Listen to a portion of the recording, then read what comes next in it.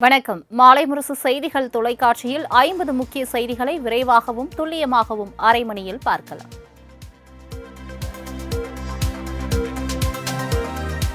உச்சநீதிமன்றத்தின் கிளையை சென்னையில் அமைக்க வேண்டும் என முதலமைச்சர் மு.க.ஸ்டாலின் கோரிக்கை விடுத்துள்ளார். சென்னை பார் அசோசியேஷனின் 160 ஆண்டு விழா சென்னையில் நடைபெற்றது. இதில் கலந்து கொண்டு பேசிய முதலமைச்சர் மு.க.ஸ்டாலின் தமிழகத்தில் இக்கட்டான சூழல் உள்ளதாக நீதிபதி சுந்தரேஷ் பேசியதற்கு மறுப்பு தெரிவித்தார். மேலும் ஒரு நீதிபதி ஆங்கிலத்திலும் மற்றொரு நீதிபதி தமிழிலும் பேசினார் என்றும் இதுதான் இருமொழிக் கொள்கை, இதுதான் தமிழ்நாடு எனவும் பெருமிதம் தெரிவித்தார்.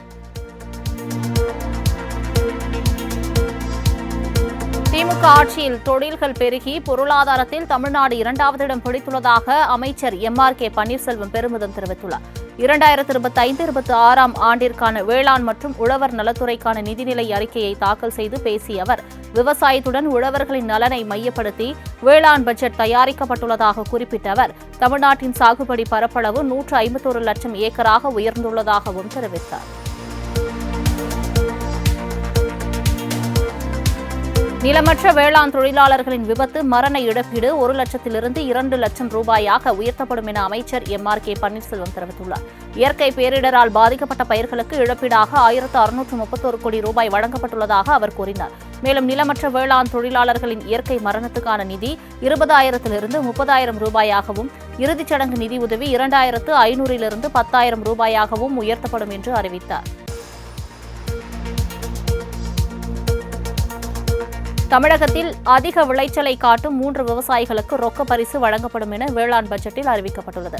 பேரவையில் வேளாண் நிதிநிலை அறிக்கையை தாக்கல் செய்து உரையாற்றிய அமைச்சர் எம்.ஆர்.கே. பன்னீர்செல்வம், தமிழகத்தில் அதிக விளைச்சலை கொடுக்கும் முதல் விவசாயிக்கு 2,50,000 லட்சம் ரூபாயும், 2வது விவசாயிக்கு 1,50,000 லட்சம் ரூபாயும், 3ஆம் இடம் பிடிக்கும் விவசாயிக்கு 1 லட்சம் ரூபாயும் பரிசு வழங்கப்படும் என அறிவித்துள்ளார்.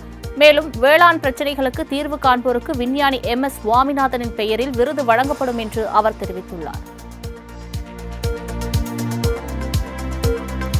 தமிழ்நாட்டில் ஆண்டுதோறும் வேளாண் கல்வியை நிறைவு செய்யும் 4,000 பட்டதாரிகள் மற்றும் 600க்கும் வேளாண் பட்டதாரர்களை வேளாண் துறைக்கு பயன்படுத்தும் வகையில் 1000 உழவர் நல சேவை மையங்கள் அமைக்கப்படும் என அமைச்சர் எம்.ஆர்.கே. பன்னீர்செல்வம் தெரிவித்துள்ளார். இந்த மையங்களில் விவசாயிகளுக்கு தேவைப்படும் விதைகள், உரங்கள் உள்ளிட்ட இடுபொருட்கள் விற்பனை செய்யப்படுவதோடு பயிர்களில் ஏற்படும் நோய் மேலாண்மைக்கு தேவையான ஆலோசனைகள் வழங்கப்படும் என்றும் அப்போது அவர் கூறினார். வரும் நிதியாண்டில் 5 வேளாண் பொருட்களுக்கு புவிசார் குறியீடு பெற நடவடிக்கை எடுக்கப்படும் என்று தமிழக வேளாண் பட்ஜெட்டில் அறிவிக்கப்பட்டுள்ளது. புவிசார் குறியீடு பெற்ற பொருட்களின் விற்பனையை அதிகரிக்க நடவடிக்கை எடுக்கப்படும் என்று அறிவித்த அமைச்சர், நல்லூர் வரகு, நத்தம்புள்ளி, வேதாரண்யம் முல்லை, ஆயக்குடி, கொய்யா, கப்பல்பட்டி முருங்கை ஆகிய 5 பொருட்களுக்கு புவிசார் குறியீடு பெற 15 லட்சம் ரூபாய் நிதி ஒதுக்கப்படுவதாக குறிப்பிட்டுள்ளார்.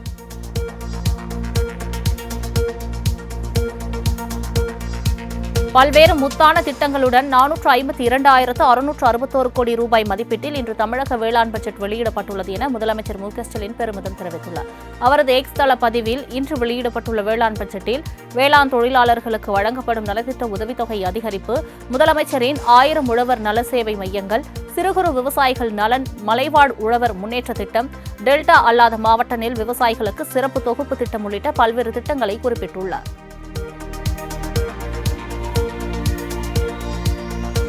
திமுக அரசு பல துறைகளை ஒன்றிணைத்து அவையில் கூட்டுப்போல் வேளாண் துறை பட்ஜெட்டை உருவாக்கியுள்ளதாக எதிர்க்கட்சித் தலைவர் எடப்பாடி பழனிசாமி விமர்சித்துள்ளார். மேலும் விவசாயத்திற்கான தனி பட்ஜெட் என்ற போலி தோற்றம் நிரூபணமாகி உள்ளதாகவும், வேளாண் பட்ஜெட்டில் விவசாயிகளுக்கு ஏமாற்றம் மட்டுமே மிஞ்சி உள்ளதாகவும் இபிஎஸ் குற்றம் சாட்டியுள்ளார்.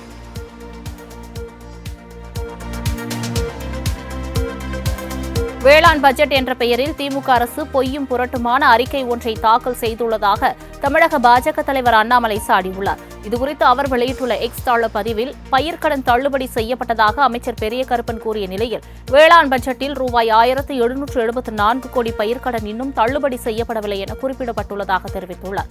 மேலும் கடந்த ஆண்டு சாகுபடி பரப்பு 155 லட்சம் ஏக்கர் என இருந்த நிலையில் இந்த ஆண்டு 151 லட்சம் ஏக்கராக குறைந்துள்ளது. ஆனால் இதை மறைக்க 2019ஆம் ஆண்டின் நிலப்பரப்போடு ஒப்பிட்டு திமுக கணக்கு காட்டுவதாகவும் அண்ணாமலை சாடியுள்ளார்.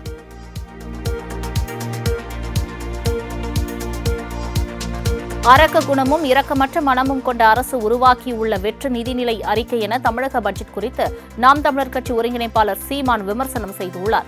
அவரது அறிக்கையில் தமிழ்நாடு சட்டப்பேரவையில் திமுக அரசால் தாக்கல் செய்யப்பட்டுள்ள 2025-26 ஆண்டிற்கான நிதிநிலை அறிக்கை தொலைநோக்கு பார்வையற்ற மக்களுக்கு எந்த பயனும் நன்மையும் தராத வெற்று அறிக்கை என்று கூறியுள்ளார். தமிழ்நாடு முழுவதும் ஏறத்தாழ 1000 இடங்களில் இந்த வெற்று அறிக்கையை ஒளிபரப்ப பல லட்சம் ரூபாய் மக்கள் வரிப்பணமும் இதற்காக வீணடிக்கப்பட்டுள்ளதாக அவர் தெரிவித்துள்ளார்.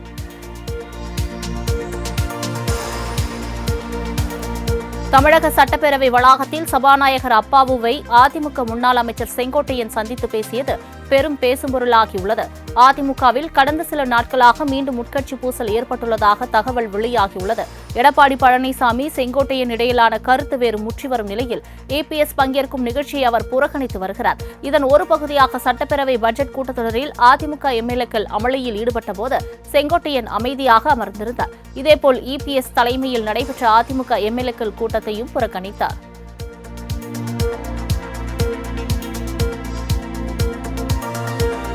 சட்டப்பேரவை வளாகத்தில் அதிமுக எம்எல்ஏக்கள் ஆலோசனைக் கூட்டத்தை முன்னாள் அமைச்சர் செங்கோட்டையன் 2 நாட்களாக தவிர்த்து வந்த நிலையில் நான் யாரையும் எதிர்பார்ப்பவன் அல்ல என இபிஎஸ் தெரிவித்துள்ளார்.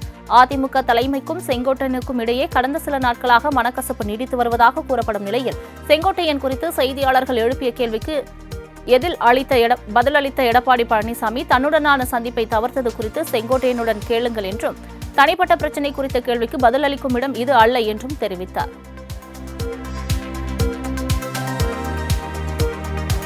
தொகுதி சார்ந்த கோரிக்கைக்காகவே சபாநாயகரை நேரில் சந்தித்து பேசியதாக அதிமுக முன்னாள் அமைச்சர் செங்கோட்டையன் தெரிவித்துள்ளார்.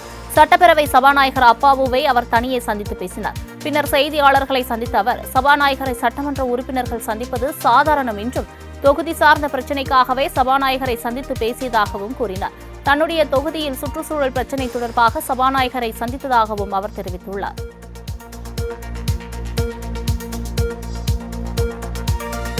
பவன் கல்யாணின் கருத்திற்கு திமுக எம்பி கனிமொழி கண்டனம் தெரிவித்துள்ளார். ஹைதராபாத்தில் ஜனசேனா கட்சியின் 12வது ஆண்டு விழாவில் பேசிய அக்கட்சியின் தலைவர் பவன் கல்யாண் நிதி ஆதாயத்திற்காக தங்கள் திரைப்படங்களை ஹிந்தியில் டப்பிங் செய்ய அனுமதிக்கும் தமிழக அரசியல்வாதிகள் ஏன் இந்தியை எதிர்க்கிறார்கள் என்றார். இதற்கு எக்ஸ் தள பதிவில் பதிலடி கொடுத்துள்ள எம்பி கனிமொழி பாஜகவுடனான கூட்டணிக்கு முன்பாக கோ பேக் ஹிந்தி என பவன் கல்யாண் பேசியதை பதிவிட்டுள்ளார். பாஜக கூட்டணிக்கு முன்பு நம் நாட்டின் கலாச்சார பன்முகத்தன்மையை வடமாநில அரசியல் தலைவர்கள் புரிந்து கொள்ள வேண்டும் என 2017இல் பவன் கல்யாண் தெரிவித்திருந்தார். மேலும் அந்த பதிவில் மொழி பேதங்களை கடந்து திரைப்படங்களை காண தொழில்நுட்பம் வழிவகை செய்துள்ளதாக கனிமொழி தெரிவித்துள்ளார். பவன் கல்யாணின் கருத்திற்கு நடிகர் பிரகாஷ் ராஜ் தனது எக்ஸ் தள பக்கத்தில் பதில் கொடுத்துள்ளார். நிதி ஆதாயத்திற்காக தங்கள் திரைப்படங்களை ஹிந்தியில் டப்பிங் செய்ய அனுமதிக்கும் தமிழக அரசியல்வாதிகள் ஏன் ஹிந்தியை எதிர்க்கிறார்கள் என ஜனசேனா கட்சி தலைவர் பவன் கல்யாண் கேள்வி எழுப்பியிருந்த நிலையில் இது சர்ச்சையை கிளப்பிய நிலையில் அதற்கு பதிலடி கொடுக்கும் வகையில் நடிகர் பிரகாஷ் ராஜ் ஹிந்தி மொழியை எங்கள் மீது திணிக்காதீர்கள் என்பது அந்த மொழி மீதான வெறுப்பல்ல என்றும் எங்கள் தாய்மொழியை நம் தாயையும் பெருமையுடன் பாதுகாப்போம் என்பதாகும். இதை யாராவது பவன் கல்யாணிடம் சொல்லுங்கள் என்றும் பதிவிட்டுள்ளார்.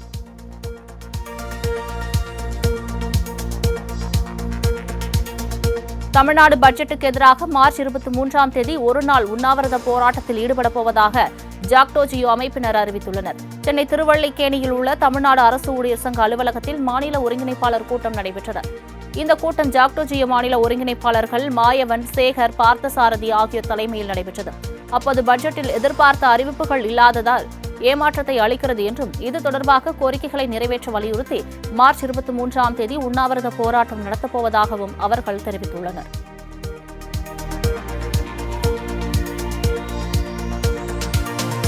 புதுக்கோட்டை மாவட்டம் ஆலங்குடி அருகே கோயில் குடமுழுக்கு விழாவின் போது இரு சமூகத்தினரிடையே பிரச்சினை உருவானதால் பரபரப்பு ஏற்பட்டது. கோவிலூர் கிராமத்தில் உள்ள கோவிலில் விரைவில் குடமுழுக்கு விழா நடைபெறவுள்ளது. இங்கு திருப்பணி மேற்கொள்வது தொடர்பாக இரு சமூகத்தினரிடையே மோதல் உருவாகும் சூழல் ஏற்பட்டதை அடுத்து கோட்டாட்சியர் தலைமையில் சமாதான பேச்சு நடைபெற்றது. எனினும் ஒரு தரப்பினர் சாலை மறியல் போராட்டத்தில் ஈடுபட்டனர். அப்போது அதிகாரிகள் மீண்டும் பேச்சுவார்த்தை நடத்தியதை அடுத்து அனைவரும் அங்கிருந்து கலைந்து சென்றனர்.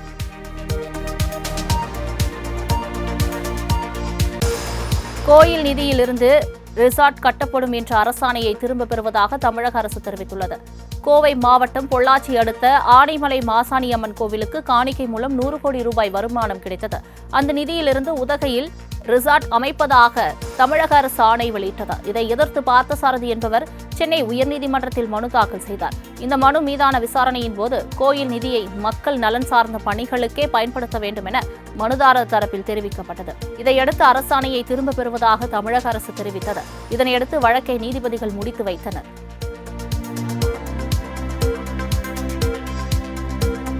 தமிழக பட்ஜெட் முழுவதும் பாஜக அரசின் திட்டங்களை காப்பியடித்த பட்ஜெட் என்று பாஜக மூத்த தலைவர் தமிழிசை சவுந்தரராஜன் குற்றம் சாட்டியுள்ளார்.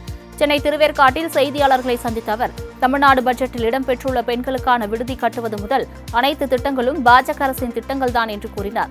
மொத்தத்தில் தமிழக பட்ஜெட் ஒரு வெற்று பட்ஜெட் என்றும், சிறுபான்மையினருக்கு மட்டுமல்ல பெரும்பான்மையினருக்கும் எந்த அறிவிப்பையும் கொடுக்காத பட்ஜெட் என்றும் சாடினார். வேலை வாங்கி தருவதாக கூறி மோசடியில் ஈடுபட்டதாக முன்னாள் அமைச்சர் மீது பதியப்பட்ட வழக்கை மேல் விசாரணை செய்யக்கோரி தாக்கல் செய்யப்பட்ட மனுவை சென்னை உயர்நீதிமன்றம் தள்ளுபடி செய்தது. முன்னாள் அமைச்சர் ராஜேந்திர பாலாஜி கடந்த அதிமுக ஆட்சி காலத்தின் போது 33 பேருக்கு பால்வளத்துறையில் வேலை வாங்கி தருவதாக கூறி 3 கோடி ரூபாய் மோசடி செய்ததாக அவர் மீது வழக்கு பதியப்பட்டது. இந்த வழக்கை மேல் விசாரணை செய்து குற்றப்பத்திரிகை தாக்கல் செய்ய புகார்தாரர் தரப்பில் சென்னை உயர்நீதிமன்றத்தில் மனு தாக்கல் செய்யப்பட்டது.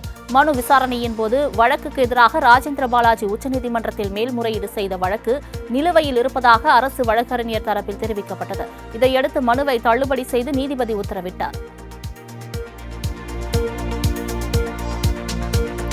கும்மிடிப்பூண்டி அருகே உயிருடன் உள்ள பெண்ணுக்கு இறப்பு சான்று வழங்கிய விஏஓ உட்பட 2 மீது போலீசார் வழக்கு பதிவு செய்துள்ளது.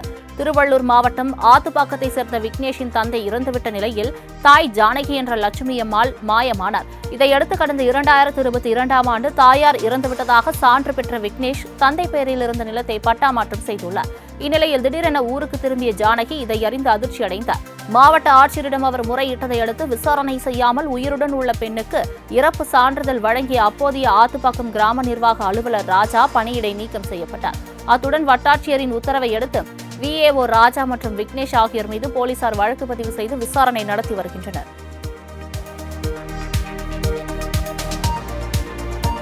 அடுத்த 2 நாட்களில் தமிழகத்தின் ஓரிரு இடங்களில் இயல்பை விட 2 டிகிரி செல்சியஸ் வெப்பநிலை உயர்ந்து காணப்படும் என வானிலை ஆய்வு மையம் தெரிவித்துள்ளது.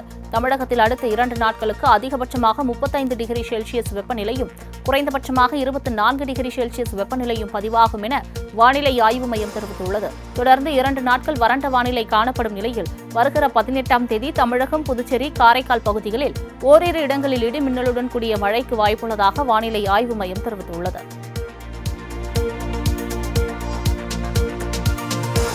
சென்னையில் ஆபரண தங்கத்தின் விலை 80 ரூபாய் குறைந்து 1 சவரன் 65,760 ரூபாய்க்கு விற்பனை செய்யப்படுகிறது. தங்கம் விலை தொடர்ந்து ஏற்ற இறக்கத்துடன் இருந்து வருகிறது. கடந்த 4ஆம் தேதியிலிருந்து பெருமளவில் ஏறுமுகத்திலேயே தங்கம் விலை இருந்து வருகிறது. இந்த நிலையில் தங்கத்தின் விலை இன்று சற்று குறைந்துள்ளது. அதன்படி சென்னையில் ஆபரண தங்கத்தின் விலை கிராமுக்கு 10 ரூபாய் குறைந்து 8,220 ரூபாய்க்கும், சவரனுக்கு 80 ரூபாய் குறைந்து 1 சவரன் 65,760 ரூபாய்க்கும் விற்பனை செய்யப்படுகிறது. மேலும் வெள்ளி விலையில் மாற்றமின்றி 1 கிராம் வெள்ளி 112 ரூபாய்க்கு விற்பனை செய்யப்படுகிறது. சென்னை தேனாம்பேட்டையில் மக்கள் நடமாட்டம் மிகுந்த பகுதியில் ரவுடி ஓட விரட்டி வெட்டி படுகொலை செய்யப்பட்ட சம்பவம் பரபரப்பை ஏற்படுத்தியுள்ளது. பிரபல ரவுடியாக வலம் வந்த தேனாம்பேட்டை ராஜன் மீது கொலை முயற்சி உள்ளிட்ட வழக்குகள் நிலுவையில் உள்ளன. இந்நிலையில் தேனாம்பேட்டை பாரதியார் சாலையில் சென்று கொண்டிருந்த அவரை வழிமறித்த 3 பேர் கொண்ட கும்பல் ராஜனை சரமாரியாக வெட்டி கொலை செய்துவிட்டு அங்கிருந்து தப்பிச் சென்றுள்ளனர். முன் விரோதம் காரணமாக இக்கொலை சம்பவம் நடந்திருக்கலாம் என போலீசார் தெரிவித்துள்ளனர்.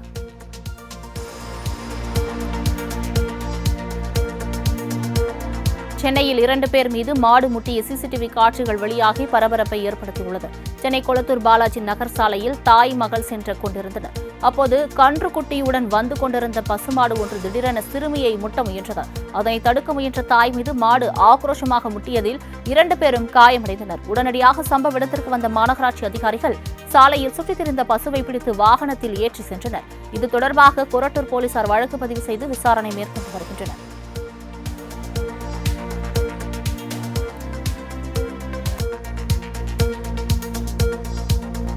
சிவகாசியில் சாதியின் பெயரில் ஒருவருக்கொருவர் எதிர்ப்பு தெரிவித்து ஒட்டியுள்ள சுவரொட்டிகளால் பொதுமக்கள் அச்சமடைந்துள்ளனர். அதிமுகவை சேர்ந்த முன்னாள் அமைச்சர்கள் மாஃபா பாண்டியராஜன் மற்றும் KT ராஜேந்திர பாலாஜி இடையே அண்மையில் பிரச்சினை ஏற்பட்டது.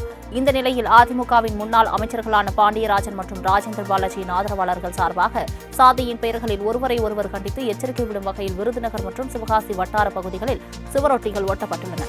இந்த சம்பவம் அப்பகுதி மக்களிடையே அச்சத்தை ஏற்படுத்திய நிலையில் இதனை தடுத்து நிறுத்த நடவடிக்கை எடுக்க வேண்டும் என்று கோரிக்கை எழுந்துள்ளது. சென்னை திருவிக நகரில் மகன் தாக்கியதில் தந்தை சிகிச்சை பலனின்றி உயிரிழந்த சம்பவம் சோகத்தை ஏற்படுத்தியுள்ளது. காமராஜர் நகர் 2வது தெருவை சேர்ந்த சேகரன் என்பவர் அடிக்கடி மது குடித்துவிட்டு வீட்டில் தகராறில் ஈடுபட்டு வந்துள்ளார். இந்நிலையில் இவருக்கும் அவரது மகன் தினகரனுக்கும் இடையே ஏற்பட்ட தகராறில் மகன் தினகரன் பெல்ட்டை எடுத்து தந்தை சேகரன் முகத்தில் தாக்கியுள்ளார். இதில் பலத்த காயமடைந்தவர் சிகிச்சை பலனின்றி உயிரிழந்தார். இதனையடுத்து போலீசார் கொலை வழக்கு பதிவு செய்து தினகரனை கைது செய்து சிறையில் அடைத்தனர்.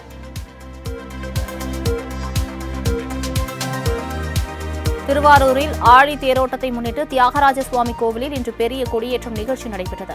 பங்குனி உத்திர திருவிழாவின் முக்கியமான நிகழ்ச்சி ஆழி தேரோட்டமாகும். திருவாரூர் தியாகராஜ சுவாமி கோவில் ஆழி தேரோட்டம் ஏப்ரல் மாதம் 7ஆம் தேதி நடைபெறுகிறது.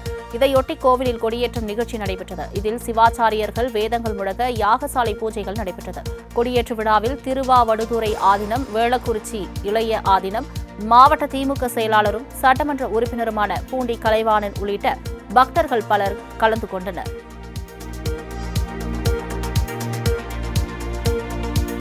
வால்பாறை அருகே எதிர்பாராத விதமாக சாலையை கடந்த ஒற்றை காட்டு யானையால் சிறிது நேரம் போக்குவரத்து பாதிக்கப்பட்டது.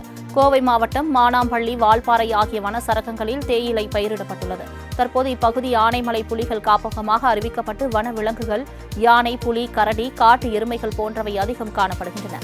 இந்த நிலையில் வால்பாறை வனச்சரகத்திற்குட்பட்ட படகு இல்லம் அருகில் ஒற்றை காட்டு யானை சாலையை கடக்க முயன்றுள்ளது. அப்போது வாகனங்கள் நிறுத்தப்பட்டு யானை சாலையை கடக்க பொதுமக்களும் சுற்றுலா பயணிகளும் உதவி செய்தனர். இந்தியா இலங்கை இருநாட்டு மீனவர்களின் நட்புறவை வெளிப்படுத்தும் வகையில் கச்சத்தீவில் புனித அந்தோணியார் ஆலய திருவிழா கோலாகலமாக நடைபெற்றது. நெடுந்தீவு பங்குத்தந்தை பத்திநாதன் கொடியை ஏற்றி தொடங்கி வைத்த திருவிழாவில் ராமேஸ்வரத்திலிருந்து 78 விசைப்படகுகள், 22 நாட்டு படகுகளில் சென்ற தமிழக மீனவர்கள் கலந்து கொண்டனர்.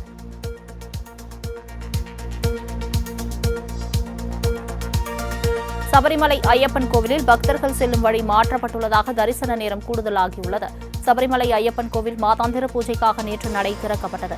ஐயப்பன் கோவிலில் முதன்முறையாக பக்தர்கள் 18ஆம் படி ஏறியதும் கொடிக்கம்பம் வழியாக நேரடியாக சென்று தரிசனம் செய்யும் புதிய நடைமுறை நேற்று அமல்படுத்தப்பட்டது. அதன்படி 18வது படியில் ஏறிய பக்தர்கள் நேரடியாக கோயிலின் முன்புறம் வழியாக சென்று சாமி தரிசனம் செய்தனர். இதன் மூலம் பக்தர்கள் 30 முதல் 50 வினாடிகள் வரை ஐயப்பனை தரிசனம் செய்தனர். 19ஆம் தேதி இரவு கோயிலின் நடை சாத்தப்பட்டு பங்குனி ஆராட்டு திருவிழாவுக்காக ஏப்ரல் 1ஆம் தேதி மாலை கோவில் நடை மீண்டும் திறக்கப்பட உள்ளது.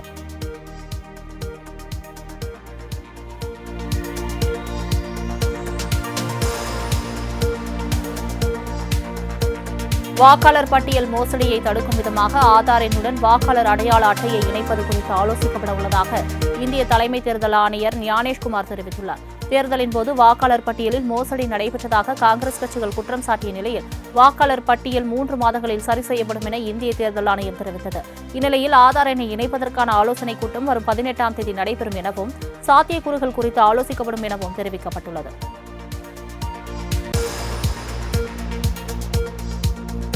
திட்டமிட்டபடி மார்ச் 24 மற்றும் 25ஆம் தேதிகளில் நாடு தழுவிய அளவில் வங்கி ஊழியர்கள் ஸ்ட்ரைக் நடைபெறும் என அறிவிக்கப்பட்டுள்ளது. பொதுத்துறை வங்கிகளில் காலி பணியிடங்களை நிரப்ப வேண்டும் உள்ளிட்ட கோரிக்கைகளை முன்வைத்து நாடு தழுவிய அளவில் போராட்டம் நடத்த 9 வங்கி ஊழியர் சங்கங்களின் ஐக்கிய கூட்டமைப்பு அறைகூவல் விடுத்தது.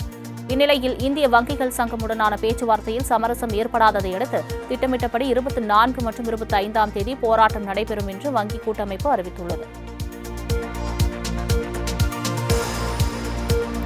திபேத்தில் 2 நாட்களில் 4வது முறையாக ஏற்பட்ட நிலநடுக்கத்தால் அப்பகுதி மக்கள் அச்சத்தில் உள்ளனர். திபேத்தில் நேற்று நள்ளிரவு நிலநடுக்கம் ஏற்பட்டது. இது ரிக்டர் அளவுகோலில் 3.5 பதிவாகியுள்ளதாக தேசிய நிலநடுக்க அறிவியல் மையம் தெரிவித்துள்ளது. இந்த நிலநடுக்கம் 10 கிலோமீட்டர் ஆழத்தில் மையம் கொண்டிருந்ததால் அடுத்தடுத்து நிலநடுக்கங்கள் ஏற்படுவதற்கான வாய்ப்புகள் உள்ளதாக சந்தேகிக்கப்படுகிறது. மேலும் திபேத்தில் கடந்த வியாழக்கிழமை ரிக்டர் அளவுகோலில் 3.3 நிலநடுக்கங்கள் அடுத்தடுத்து ஏற்பட்டன. இதுபோன்ற பூமியின் மேற்பரப்பு பகுதியில் ஏற்படும் நிலநடுக்கம் அதிக ஆற்றலுடன் நிலப்பகுதிகளை தாக்குவதற்கான சாத்தியம் உள்ளதாக தெரிவிக்கப்பட்டுள்ளது. ஈராக்கில் உள்ள ISIS அமைப்பின் தலைவர் அபு கதீஜா படுகொலை செய்யப்பட்டுள்ளது. வலிமையின் வழியாக கிடைத்த அமைதி என அமெரிக்க அதிபர் டிரம்ப் தெரிவித்துள்ளார். இதுகுறித்து அவர் இணையத்தில் வெளியிட்ட பதிவில் ISIS அமைப்பின் தலைவர் அபு கதீஜா படுகொலை செய்யப்பட்டுள்ளார். அமெரிக்காவுடன் ஈராக் மற்றும் குர்திஷ் படைகள் ஒருங்கிணைந்து மேற்கொண்ட நடவடிக்கையினால் பயங்கரவாதியான அபு கதீஜா மற்றும் ISIS உறுப்பினர் ஒருவர் கொல்லப்பட்டதாக தெரிவித்துள்ளார். மேலும் அவர்கள் படுகொலை செய்யப்பட்டதை ஈராக் அதிபரும் உறுதி செய்துள்ளார். தோஹாவில் நடைபெற்ற பேச்சுவார்த்தையில் இஸ்ரேல் ராணுவம் வீரரை விடுதலை செய்ய அமாஸ் முடிவு செய்துள்ளது. இஸ்ரேல் அமாஸ் இடையே ஓராண்டுக்கு மேல் நீடித்த போரை நிறுத்த அமெரிக்கா, கத்தார், எகிப்து போன்ற நாடுகள் முயற்சி செய்தன. இதன் விளைவாக இஸ்ரேல் அமாஸ் போர் நிறுத்தத்தின் அடுத்த கட்டத்தை செயல்படுத்துவது குறித்து தோஹாவில் பேச்சுவார்த்தை நடைபெற்றது. இந்நிலையில் அமெரிக்க இஸ்ரேலிய பணைய கைதி ஒருவரையும் தங்கள் பிடியில் இருந்தபோது இருந்து போன 4 இரட்டை குடியுரிமை பணைய கைதிகளின் உடல்களையும் விடுவிப்பதற்காக முன்மொழிவை ஏற்றுக்கொண்டதாக அமாஸ் தரப்பில் தெரிவிக்கப்பட்டது.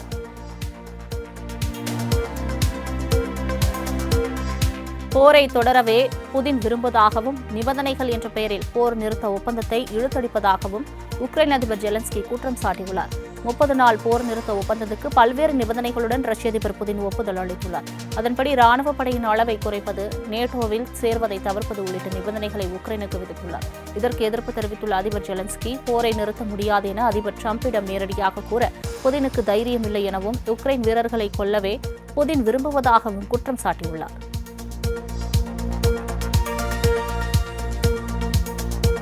விவசாய பயிர்களுக்கு சேதம் விளைவிக்கும் வன உயிரினங்கள் பற்றிய தேசிய கணக்கெடுப்பு இலங்கையில் நடைபெற்றது. நாடு தழுவிய இந்த கணக்கெடுப்பு பொதுமக்கள் பங்கேற்கும் வகையில் நடைபெற்றது. காலை 8 மணி முதல் 8:05 வரை 5 நிமிடங்கள் நடைபெற்ற இந்த கணக்கெடுப்பில் பொதுமக்கள் தங்களின் விளைநிலங்கள், வீடு, தோட்டம், பொது இடங்கள், வழிபாட்டு தலங்கள் உள்ளிட்ட இடங்களில் தாங்கள் பார்க்கும் குரங்கு, அணில், பறவைகள், மயில் உள்ளிட்டவற்றின் எண்ணிக்கையை பதிவு செய்து கிராம அதிகாரிகளிடம் வழங்கும்படி தெரிவிக்கப்பட்டுள்ளது.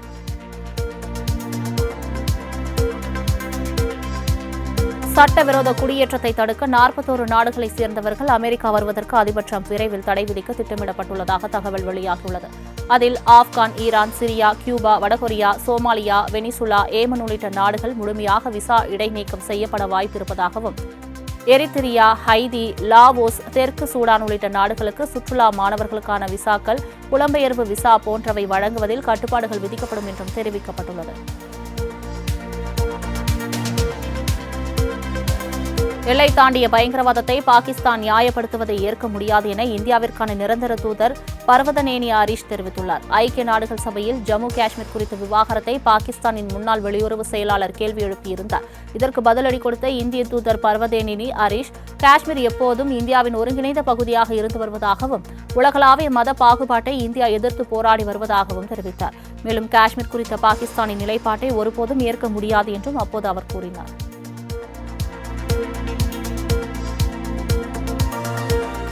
அமாஸ் அமைப்புக்கு ஆதரவு தெரிவித்ததால் இந்தியாவை சேர்ந்த ஆராய்ச்சி மாணவியின் விசாவை அமெரிக்கா ரத்து செய்தது. அமெரிக்காவில் சட்டவிரோதமாக குடியேறியவர்களை அந்நாட்டு அரசு கைது செய்து கை விலங்கை போட்டு சொந்த நாட்டிற்கு அனுப்பி வைக்கிறது. இதற்கு எதிர்ப்பு எழுந்துள்ள நிலையில் இந்திய மாணவி தாமாக முன்வந்து வெளியேறியுள்ளார். இந்த வீடியோவை வெளியிட்ட அமெரிக்க அரசு தடை செய்யப்பட்ட அமைப்புக்கு ஆதரவாக ரஞ்சினி ஸ்ரீனிவாசன் செயல்பட்டு வந்ததால் அவரது விசாவை ரத்து செய்ததாக தெரிவித்துள்ளது.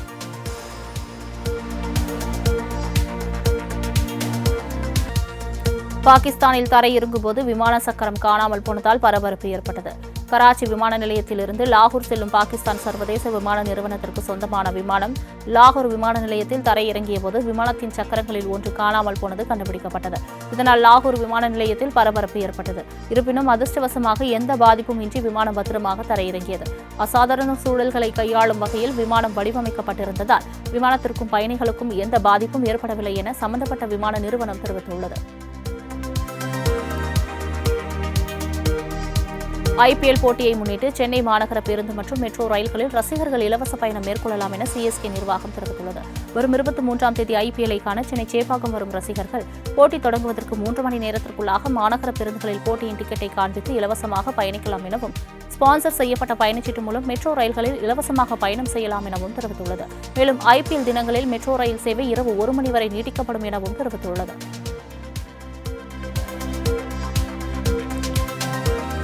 24 ஆண்டுகளில் இந்தியன் வெல்ஸ் இறுதிப் போட்டிக்கு தகுதி பெற்று இளம் வீராங்கனையாக ரஷ்யாவை சேர்ந்த மிர்ரா ஆண்ட்ருவா சாதனை படைத்துள்ளார். இந்தியன் வெல்ஸ் ஓபன் சர்வதேச டென்னிஸ் போட்டி அமெரிக்காவின் கலிபோர்னியாவில் நடந்து வருகிறது.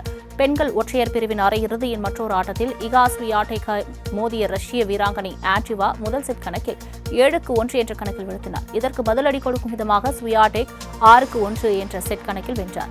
யார் வெற்றியாளர் என தீர்மானிக்கும் கடைசி செட்டில் ஆண்ட்ரிவா வெற்றி பெற்றார். இதனால் 7-1, 1-6, 6-3 என்ற செட் கணக்கில் ஸ்வியாடெக்கை வீழ்த்தி இறுதிப் போட்டிக்கு ஆண்ட்ரிவா தகுதி பெற்றார். இங்கிலாந்துக்கு எதிரான டெஸ்ட் தொடரில் இந்தியாவை வழிநடத்த ரோஹித் சர்மாவுக்கு பிசிசிஐ மற்றும் தேர்வுக்குழுவின் ஆதரவு கிடைத்துள்ளது. வரவிருக்கும் தொடருக்கு அணியின் கேப்டனாக ரோஹித் சர்மா இருக்க வேண்டும் என குழுவின் அனைத்து உறுப்பினர்களும் விருப்பம் தெரிவித்துள்ளதாக கூறப்படுகிறது. உலக டெஸ்ட் சாம்பியன்ஷிப் இறுதிப் போட்டிக்கு இந்தியா முன்னேற்ற தவறியதால் ஹிட்மேன் ரோஹித் சர்மா கேப்டன் பதவியிலிருந்து நீக்கப்படுவார் என பேசப்பட்டது. இந்நிலையில் இந்தியா ஆஸ்திரேலிய அணிகளுக்கு இடையிலான 5வது டெஸ்டுக்கு ரோஹித் வெளியேறியதால் டெஸ்ட் கேப்டனாக அவரது எதிர்காலம் குறித்து கேள்வி எழுந்தது. ஆனால் அனைத்து முன்முடிவுகளையும் தவிடுபொடியாக 2025 சாம்பியன்ஸ் டிராபியை ரோஹித் சர்மா தலைமையிலான இந்திய அணி வென்றுள்ளது. 2024ஆம் ஆண்டின் 4ஆம் காலாண்டில் இந்தியா மற்றும் சீனா ஆகிய இரு நாடுகளும் வர்த்தகத்தில் முன்னணி வகிக்கின்றன என ஐநா அறிக்கையில் தெரிவிக்கப்பட்டுள்ளது. உலக அளவில் சரக்கு மற்றும் சேவை வர்த்தகம், ஏற்றுமதி இறக்குமதி ஆகியவற்றின் அடிப்படையில் நாடுகளின் வர்த்தகம் சார்ந்த வளர்ச்சி நிலை கணக்கில் கொள்ளப்படுகின்றன. அதன் அடிப்படையில் 2024ஆம் ஆண்டின் 4ஆம் காலாண்டில் இந்தியா மற்றும் சீனா ஆகிய இரு நாடுகளும் வர்த்தகத்தில் முன்னணி வகிக்கின்றன. வர்த்தகத்தில் அமெரிக்காவுக்கு போட்டியாக சீனா பார்க்கப்பட்ட போது வளர்ச்சி நிலையில் அமெரிக்காவை சீனா முந்தியுள்ளதாக ஐநா அமைப்பு வெளியிட்டுள்ள அறிக்கையில் கூறப்பட்டுள்ளது. விண்வெளி நிலையத்தில் சிக்கி தவித்து வரும் சுனிதா வில்லியம்ஸ் வில்மோரை அழைத்து வர விண்கலம் இன்று அதிகாலை புறப்பட்டு சென்றுள்ளது. கடந்த வருடம் ஜூனில் ஆய்வுப் பணிக்காக பச் வில்மோர் மற்றும் சுனிதா வில்லியம்ஸ் விண்வெளி நிலையத்திற்கு சென்றனர். ஒரு வார காலம் தங்கி ஆய்வு பணி மேற்கொள்ள திட்டமிட்டு இருந்தது. ஆனால் பூமிக்கு திரும்ப முடியாமல் தொடர்ந்து அவர்கள் விண்வெளி நிலையத்தில் 9 மாதங்களாக சிக்கி தவித்தனர். இந்த நிலையில் அவர்களை பூமிக்கு அழைத்து வர ஸ்பேஸ் எக்ஸ் மற்றும் நாசா அமைப்பு இணைந்து ராக்கெட் ஒன்றை அனுப்பியுள்ளது. இதற்காக டிராகன் விண்கலத்துடன் பால்கன் 9 ரக ராக்கெட் ஒன்று இன்று அதிகாலை புறப்பட்டு சென்றது.